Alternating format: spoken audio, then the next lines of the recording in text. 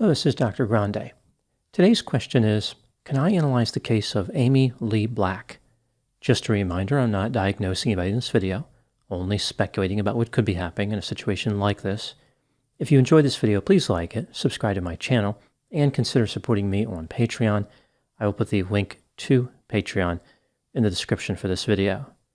First, I'll look at the background of Amy Lee Black, move to the timeline of the crime, then offer my analysis. Amy Lee Black was born on June 11, 1974, and raised in the state of Michigan. She lived with her mother in Kalamazoo. Amy claimed that her mother frequently invited strange men into the home. Some of these men allegedly perpetrated offenses against Amy. She grew up not having any sense of stability or safety. She left her mother's home and lived on the streets. Amy started using illegal drugs, including cocaine. She was sent to a treatment center in 1990, which helped her to discontinue her cocaine use. However, upon her release, she used alcohol and marijuana. Amy moved to Muskegon County with a male friend. She left him as soon as she met a teenager named Jeff Abrahamson. The two became romantically involved. They would occasionally commit various types of mischief, for example, loitering and vandalism. Amy claimed that she called her parents and asked if they could come and get her, but they refused, like she wanted to escape from Jeff, but didn't have the support. Before moving to the timeline of the crime, let's hear a word from today's sponsor, Factor. Fuel up fast this year with Factor's ready-to-eat, nutritious meals delivered straight to your door, leaving you time and energy to tackle everything on your to-do list. Achieve and maintain your 2023 goals with Factor. Get America's #1 ready-to-eat meal kit and start saving time, eating well, and living your best year yet. Get Factor and enjoy clean eating without the hassle. Simply choose your meals and enjoy fresh, flavor-packed meals delivered to your door, ready in just 2 minutes. No preparation and no mess. After a busy day of making videos, I don't always have time to cook. Therefore, I need something that is not only nutritious, but fast and easy to prepare. That's where Factor comes in as the ideal solution. Head to Factor75.com or click the link below and use code DrGrande50 to get 50% off your first Factor box. That's 50% off your first Factor box at Factor75.com, code DrGrande50. Now moving to the timeline of the crime. On December 6, 1990, a 34-year-old mechanic named David John Van Bogelen went to a local bar to consume alcohol with friends. David had just cashed his paycheck for a month's worth of work. It was about $1,500. This is equivalent to about $3,400 in 2023. After drinking excessively, David drove his 1991 Ford Ranger pickup truck to a nearby restaurant. 16-year-old Amy and her 19-year-old boyfriend Jeff were at the restaurant when David arrived. This was after midnight now on December 7. David was heavily intoxicated. He was barely able to communicate, but he did manage to place an order at the restaurant. Amy and Jeff spoke with David briefly during this time. When David went to pay his bill, the couple noticed that he had a lot of cash in his wallet. David was too intoxicated to safely drive his truck home, or drive it anywhere for that matter. Amy and Jeff offered to drive David in his truck to their apartment in Muskegon Heights, where he could stay for a while until the effects of his drinking subsided, enough for him to drive home. David agreed to this arrangement and gave his keys to Jeff. All three individuals left the restaurant. Here's what happened after the trio arrived at the apartment shared by Amy and Jeff, at least according to a confession Amy would later supply to the police. Jeff retrieved an empty whiskey bottle and smashed David over the head repeatedly. When the bottle broke, he told Amy to strike David with another bottle, which she did. At this point, David was not moving, but he was still alive. Amy and Jeff took the $1,500 in cash from David and moved him into his pickup truck. Amy held David's head down as Jeff drove the truck to a rural area of Fruitport Township. After exiting the vehicle, Jeff continued the attack by stabbing David repeatedly. David did not survive.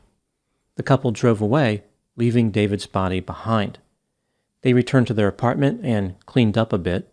For example, they threw away their sofa.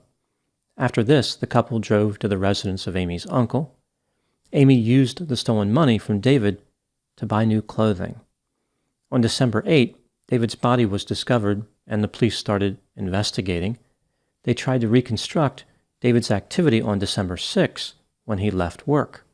His co-workers, who were at the bar with David that night, told the police that David was too intoxicated to drive, and he mentioned going to a restaurant.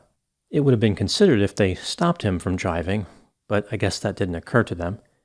Employees at the restaurant said that David had left with a couple of teenagers who offered to take him back to their apartment. The police eventually figured out that Amy and Jeff were the killers, and the couple was arrested on December 10.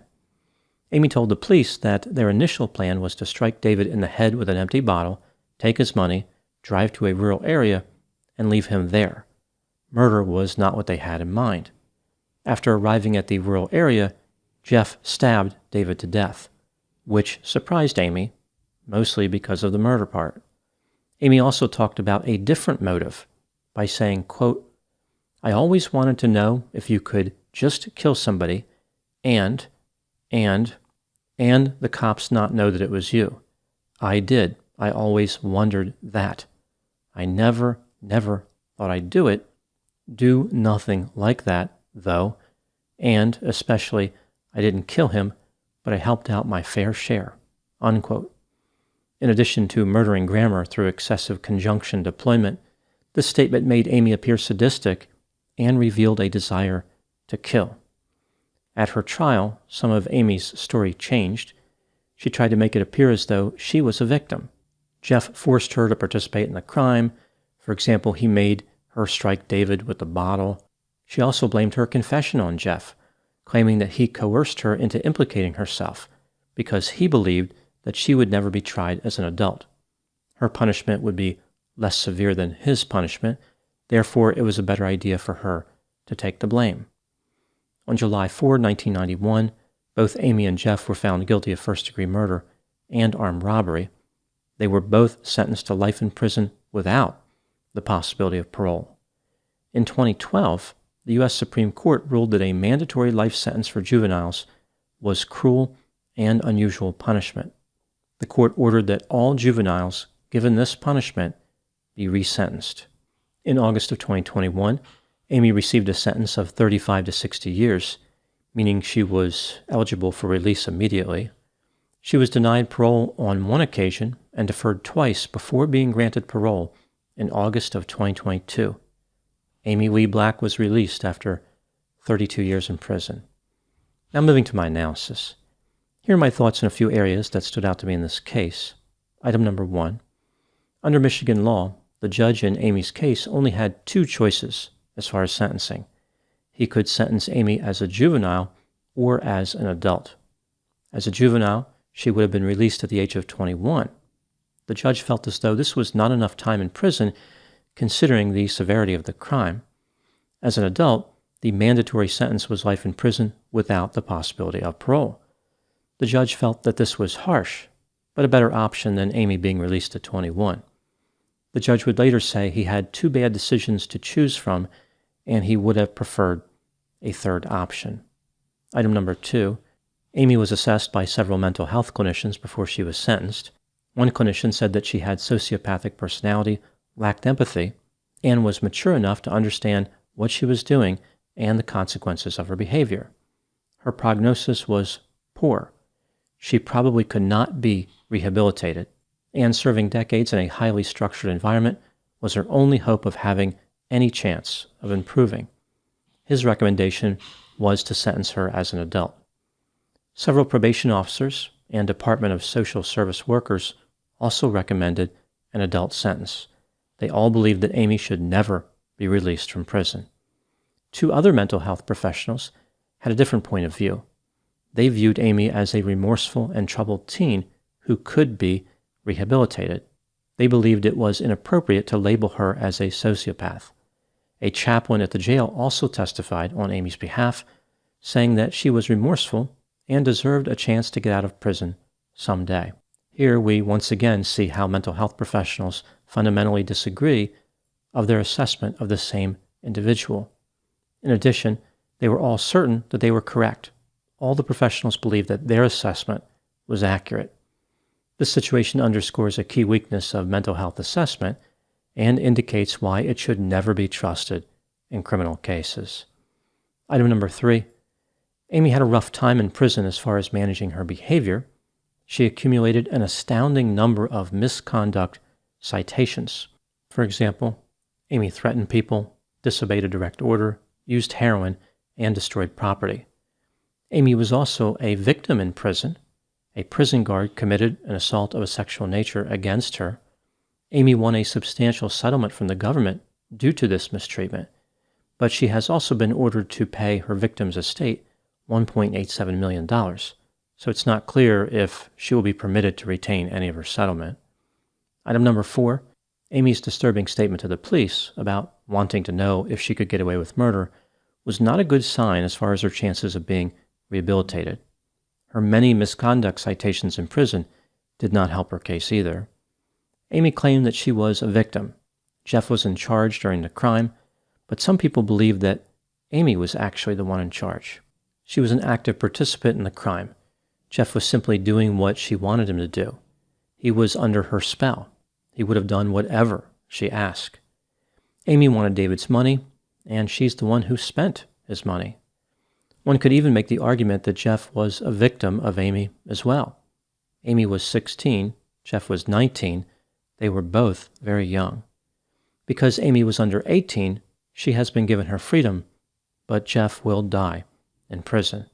I think this theory that Amy was in charge is reasonable, but at the least, Amy was an equal participant in the murder and in the robbery. She had many opportunities to exit the situation and take responsibility, but she refused. Item number 5, Amy did not help herself in prison with some of her statements when she was trying to make a case to be released. When she was asked why the public should believe it's safe to release her, she answered, quote, "They probably shouldn't believe that I'm safe to let out based on what I'm in prison for, but given a chance, I'd prove it. I've never been a dangerous person. I've made bad decisions. It's like it's taken a lifetime to learn to make good decisions," unquote. It sounds as though Amy forgot that a person who commits murder qualifies as a dangerous person. That's more than just a bad decision. Amy also continued to maintain her story about how she was really the victim and Jeff manipulated her. She said, quote, "When you're young, you believe things, stars and stripes and balloons and birds and puppy dogs. Now I think I can't believe I was that stupid to believe those things," unquote. I guess seeing a balloon bearing an image of Snoopy and Woodstock holding an American flag would make Amy rethink her entire belief system. Amy appears to have a grim outlook on life and does not express herself very well. She was not a good advocate for her own release. Item number 6, was justice served in this case? It did not appear as though Amy was a good candidate to be released early, but I think that she should have been released. 32 years is a lot of time. I do not believe, however, that Jeff should be denied the same opportunity to apply for parole. The difference between the mentalities of a 16-year-old and a 19-year-old cannot be used to justify one person being released and another person dying in prison. I'm moving to my final thoughts. The lesson learned in this case is that danger can lurk anywhere. David probably wasn't too worried about a couple of teenagers. He never thought that they would kill him. He didn't seem to have that much fear at all. For instance, he was carrying around $1,500 in cash. It is critical never to underestimate the impulsivity of youth. In the eyes of Amy and Jeff, the image of $1,500 was so large and glaring, it blocked out any consideration of consequences, no matter how severe. Those are my thoughts in the case of Amy Lee Black. Please put any opinions and thoughts in the comment section. They always generate an interesting dialogue. As always, I hope you found my analysis of this topic to be informative. Thanks for watching.